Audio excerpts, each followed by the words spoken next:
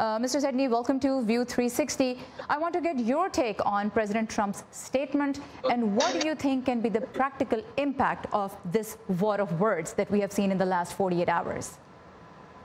I think President Trump's statement is a very clear reflection of the way most Americans think of Pakistan, a country that has suffered a lot from terrorism, but a country that also has done a lot to facilitate terrorism. Many people, including President Trump, and I would ascribe to this myself, believe that Pakistan has played a double game, both saying it is combating terrorism, but also subjecting itself to horrible tragedies as a result of mistakes by its military and intelligence leadership.